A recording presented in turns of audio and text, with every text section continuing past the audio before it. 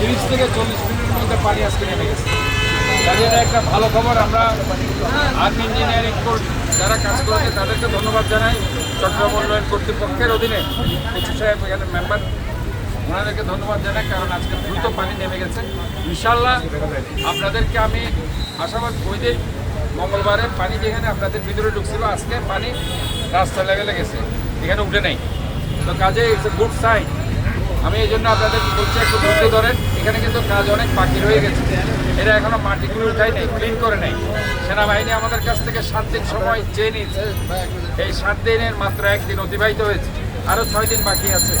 এই 6 দিনের মধ্যে এরা কমপ্লিট যখন এগুলি ক্লিন করে ফেলবে, ওই যে যেখানে শিফটিং আছে শিফটগুলো তারা খুলে ফেলবে, ওইখানে তাদের কনস্ট্রাকটিভ মেটেরিয়ালস দেখতে পাচ্ছেন, ওগুলি সব তারা ক্লিন করে ফেলবে। ওখানে যে মাটিগুলো আছে মাটিগুলো উঠে ফেলবে। খালের অনেক মাটি রয়ে গেছে, মাটিগুলো তারা এখন উঠাতে পারবে যেহেতু বৃষ্টির কারণে।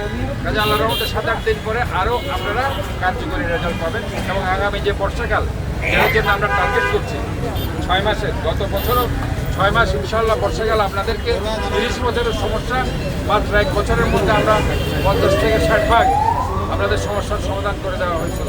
জলাবদ্ধতা ছিল না। এবারে আমরা ইনশাল্লাহ আশা করছি আমরা যে হিজরা খাল, জামাল খান খালের কাজ, যদিও তারা এই আগাম বর্ষার কারণে কাজগুলো কমপ্লিট করতে পারে নাই, বর্ষার পরে নভেম্বরে কমপ্লিট করবে। কিন্তু আপাতত বাঁধগুলো আমরা অপসারণ করে নিয়েছি এবং মাটিগুলো তারা এখান থেকে নিয়ে এটা ক্লিন করার পরে আল্লাহর রহমতে এইবার আমরা আপনাকে আরও স্বস্তিদায়ক জায়গা, যেটা আমরা 70 থেকে 80 ভাগ করছি, আল্লাহর রহমতে চট্টগ্রামবাসীকে একটা স্বস্তিদায়ক অবস্থায় আমরা নিয়ে যেতে পারবো বলে